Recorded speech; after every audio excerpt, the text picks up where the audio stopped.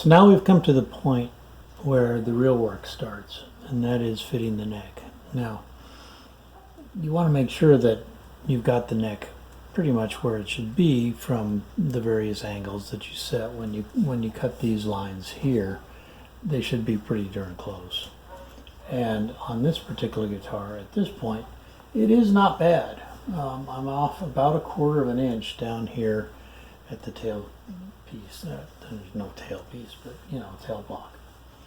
So let me show you how I determine this. So hopefully you can see that I've got a piece of tape on here. I don't ever want to actually mark on the top with pencil or pen, because that means I'm going to have to sand it down a lot and take those marks off. Now I hold the rule right up against the edge of the fretboard.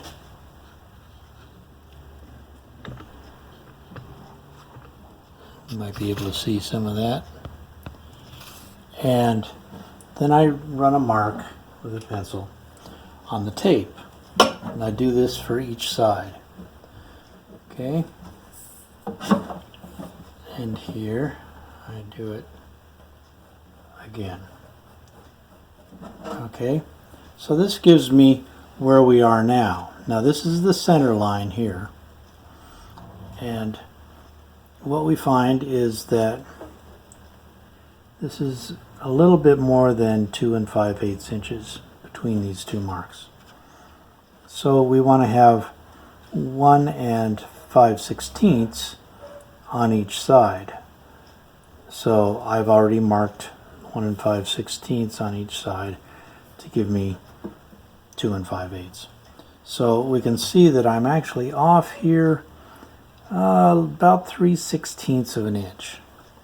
So what that means is that, let's move this again. That means that the whole neck is going to have to move this way a little bit. Not much, but just a little bit. Now let me take this and show that I knew this because I had looked here, and this in relation to the sort of pink circle on the rosette is down farther than this. So this whole thing gets to move just a little bit. And we'll see how we do that. Now we know that this side over here is going to have to come down some. So what I do is I go get my carbon paper. Well, I've got my carbon paper, and I don't need a huge amount of it. I need enough to cover the distance that I'm going to be carving on, which is about here. So that gets me enough. I do want to go all the way up to the fretboard on this, so that should do that. Okay, so what I'm going to do, I'm going to take this, the carbon face up, right in there,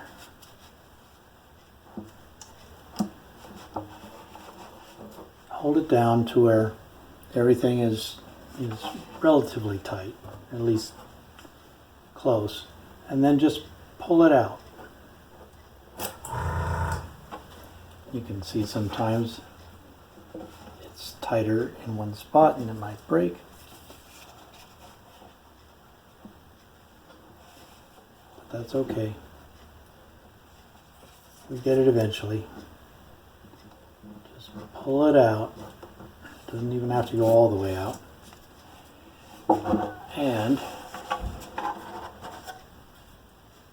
And we'll see some markings here, some markings here, and we'll just start whittling away and keep doing this.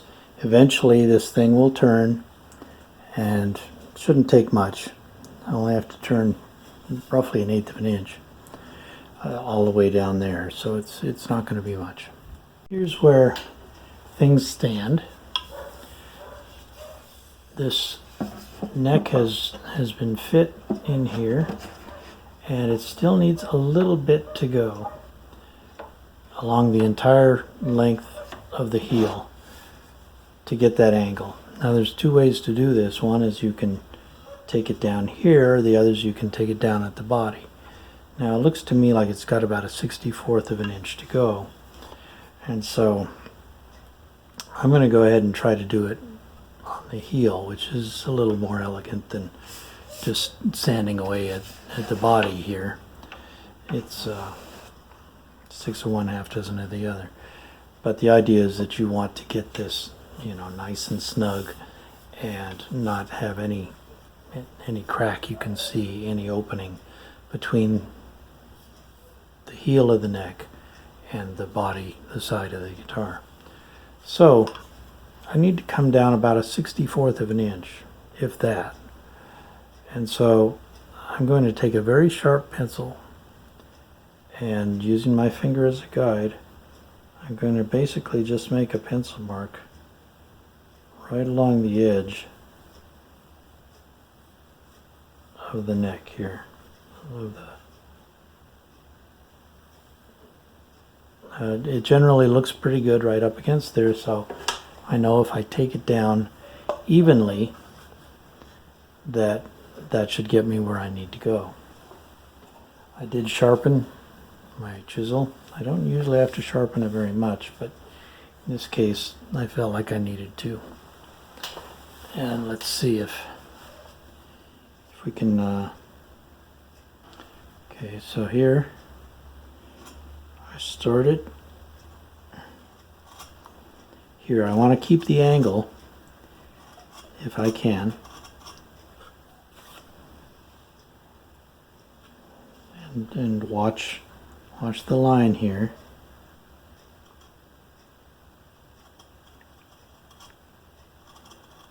Now you say, how do you know how much you need to take off? Well, I put it on there and I moved the neck enough to where the line went where it needed to go with the ruler.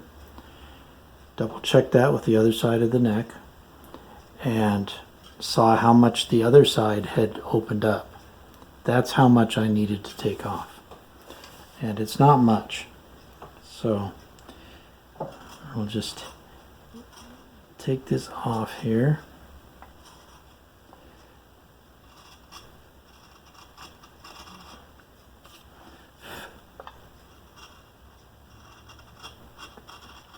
Again, attempting to take the full width of the shoulder off. This takes a fair amount of downward pressure,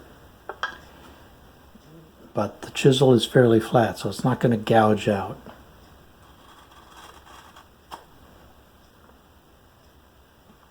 And up here, it's a little trickier because there's this shoulder. And up here, it doesn't really contact as much because the fretboard is actually above the top at this point. Now, having done that, I know it's not totally smooth, so I take a little piece of wood with sandpaper attached to it and just kind of go over it a little bit to smooth it out. And then we'll go back to the carbon paper.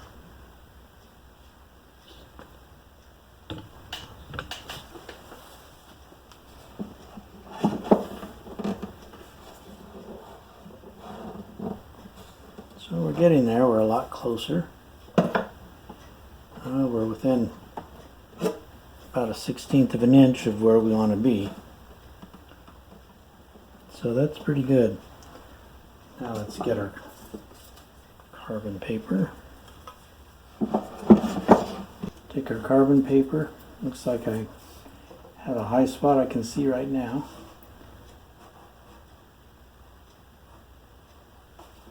Pretty sure it's going to show me exactly that spot. Actually, it didn't. It showed me this and this. So we'll check again.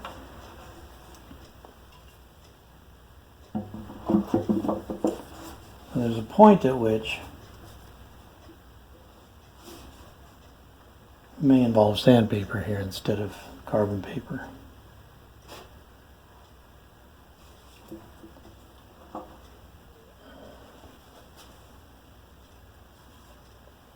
Interestingly enough, the same spots show up.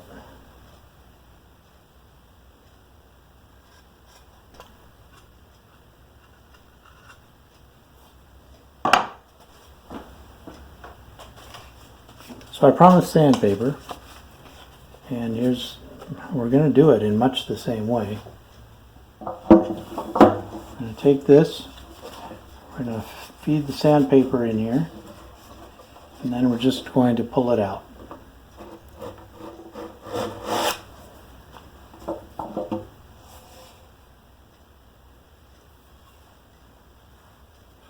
And we can end up seeing the same basic spots that we had before from the sandpaper. But we've also got a spot here. Realistically, we want it to be touching on the outside faces, not the inside.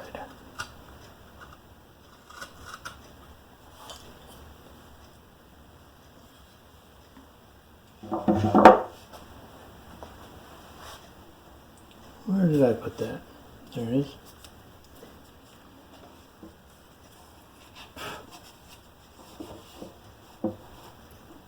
You want to make sure that when you're doing the carbon paper that you move it around a bit, because the carbon wears off and then it won't show if it's gone. So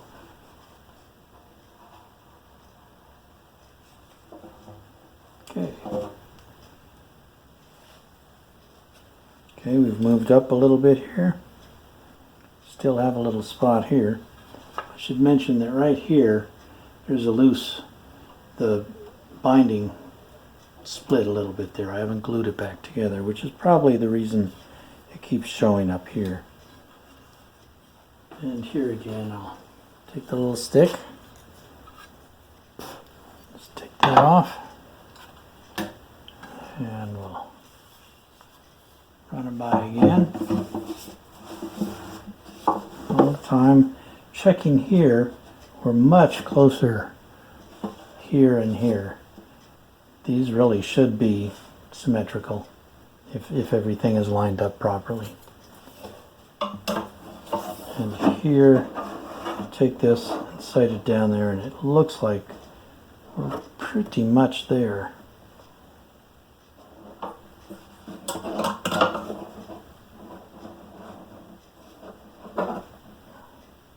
Yep, it's looking really good.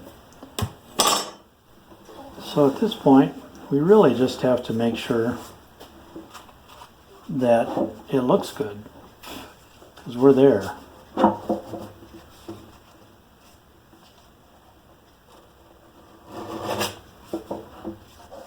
I'll do this a few times.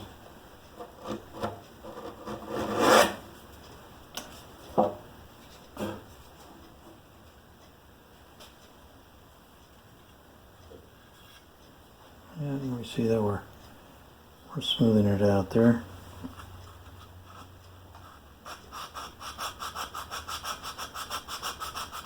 All I'm doing now is making sure that I don't see gaps when I'm on this. The sight along the side of the fretboard. And we're going to look up here and we're going to see my mark, which is this mark right here. This is the original mark. And this is my current mark. That's where I want to be, is right there. Put it on the other side, line it up along the edge of the fretboard. We can see that it's right on the mark as well. Okay, this is my bridge. I've been doing this bridge for a long time. and I need to have it positioned correctly. This is a 632 millimeter scale, so I'm actually going to put it to where the edge of this is a little bit in front of that, because I'm going to have the saddle behind there. It's not going to be right on the scale length. It's going to be back a couple millimeters. And I also want it straight, so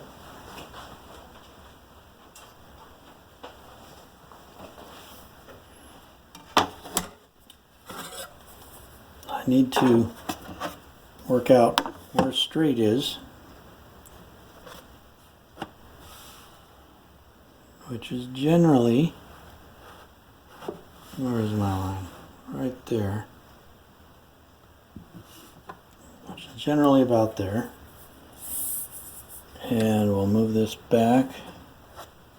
Yeah, that's fairly close to where I want to be. Maybe up just a little bit. So if I was going to put this together in the white, as it were, I would go ahead and glue this on at this point. I'm not going to do that because finishing with a bridge on is a pain. We want to double check on our strings here. See that the strings run parallel to the edge of the fretboard, and they look pretty good. I come in about 1/8 of an inch, 3 millimeters or so from the edge of the fretboard, and that looks pretty good. Those strings will run almost exactly parallel to the edge of the fretboard.